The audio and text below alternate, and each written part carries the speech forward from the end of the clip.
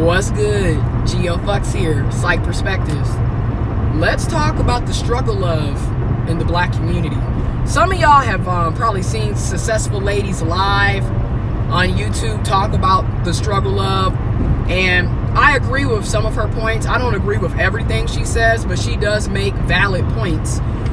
And we have this obsession in the black community with the struggle of, aka unequally yoked relationships. You know, one person essentially is a bum, not doing anything with their lives, and literally using the other person as a meal ticket. And notice I'm not using, well, black men this and black women this and this is black people in general, regardless of your sexuality, regardless of your gender. However, oftentimes it does appear that black women tend to be the ones with no good people who ultimately drag them down, have them going through hell, just going back and forth in hell, struggling, woe is me, unequally yoked, problem after problem. This isn't to say that black men or other black people are not affected or dealing with this, because to me this is just an epidemic in the black community, full-fledged. It's just an epidemic. Because me personally, case in point, when it's Father's Day in the black community, even Mother's Day in the black community, there's always animosity, anger, hate, bitterness, resentment, in the air. And let's be honest, people have every right to be angry, bitter, and resentful when their father is not in their lives. They don't know who their father is. Their father doesn't even attempt to talk to them and be in their lives. Their mother doesn't attempt to talk to them and be in their lives. They don't know who their mother is. People have a right to be upset. They do. But on the flip side, you decided to have sex with ain't shit people, and you're surprised that after having sex and giving your body and your love and your attention and your energy and your heart and your emotions and your feelings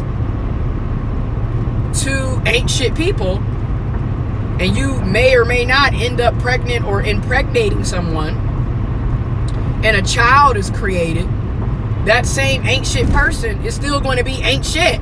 So I don't know why it's such a confusion with folks. Like, oh, I just can't believe that Tyrone, that Ashley, that David, that Shaniqua, I can't believe that he or she or they would do this to me. And I'm just like, they didn't have a job when you met them. They were cheating on you before the child. They were cheating on you before y'all were even married. Right? Like, they had already showed you their true colors.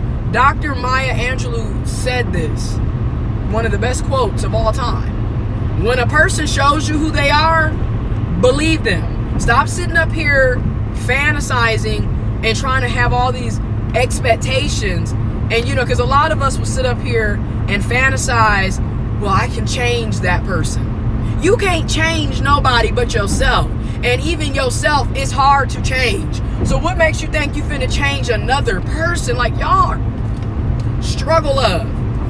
Y'all be wanting build a nigga workshops, build a bitch workshops, build a nigga workshops. You feel me? And what I mean by that is, y'all really be sitting up here thinking, well, I'm going to invest into this person and I'm going to help them achieve whatever. And it's not your job to invest in a grown-ass person. They should already be where the fuck they need to be at, okay? Or they should already be working on that. We grown as hell. I'm about to be 27 in October. What do I look like investing in a grown man? I'm not doing it. So I don't get why y'all are investing in grown women, grown men, grown people, okay? If they already iffy and they're inconsistent and they're unreliable and they don't, things that they should have, they don't have.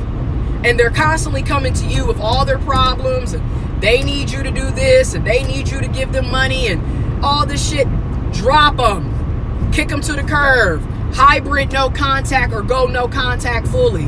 Because that's how you get stuck in struggle love. Okay, that's how you get stuck with, he ain't got a job, she ain't got a job, I got to carry the weight of the world because my partner is essentially a child.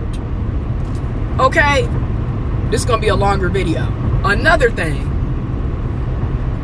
there's a lot of mommy and daddy issues in our community. There's a lot of parental issues in our community, you know, and I'm not saying I'm perfect, I'm far from it. I personally deal with mommy and daddy issues. Y'all, if y'all seen some of my videos, I talk about it. You know, on my Instagram, I talk about it. On my YouTube, I talk about it. My mother was in and out of my life. Okay, my father was non-existent. My grandparents raised me. So I have a lot of insecurities, a lot of trust issues, a lot of abandonment issues, and just, you know, self-esteem issues from not having my biological parents in my life the way they were supposed to be, you know. And with that being said, I'm in therapy, I'm in counseling. This is why I am a strong proponent of mental health. We need more access to mental health in our communities. It needs to be inclusive, accessible, and affordable so everybody can get the care that they need and deserve. Because a lot of us would benefit from therapy and counseling. A lot of us need to be on medication, okay, because we have chemical imbalances. We have issues that need to be addressed instead of constantly being overlooked, okay? Because a lot of us, you know, when we go out here to date and talk and mingle and you're trying to find the love of your life and the soulmate and all this other bullshit, most of the time you're looking for the father, the mother that you didn't have, and you're looking for them in your partner. Or you're looking for what you're used to, right? So a lot of us grew up in what? Dysfunctional households, toxic, abusive households, toxic, abusive environments. And it shows, because look at the type of people that we end up talking to. Look at the type of people that we end up falling for and trying to have relationships with. And yes, I call them relationships because there ain't no ship. Y'all not going nowhere. Ain't no movement, ain't no growth, ain't no partnership. Okay, these are situationships and relationships, okay? Ain't shit going nowhere. If you notice, a lot of today's relationships don't even last longer than 6 months because, again, you got two dysfunctional, toxic individuals trying to be with each other. More than likely, it's not going to work out, or you both are going to have to take a break from each other. You're both going to have to do some individual alone time, self-healing. Go to therapy, go to counseling, get your life together. Another thing, like I said, this is going to be a longer video. Another thing with the struggle of, stop asking for shit that you don't have yourself. I'm so sick and tired of y'all and these unrealistic ass standards. Yet you don't even meet half of your own standards, but yet you expect somebody else to do what you won't do. And it's just, it's crazy to me. Y'all sit up here and be like, oh, he, she, they need to have this, they need to have that. Where's your degree? Where's your education? Where's your job? Where's your money? You know, are you mentally healthy? Are you stable? Blah, blah, blah, blah, blah, blah, blah, blah, blah. But in the meantime, what are you bringing to the table? You don't even have a job or a car. You are not mentally stable. You got all kinds of scruples in your damn closet, but you expecting the person that's talking to you to be on their P's and Q's, but you can't even dot the I? Bitch, please. Nigga, please. I'm so sick and tired of that. Anyways, this is almost 10 minutes long. The point is, we need to heal.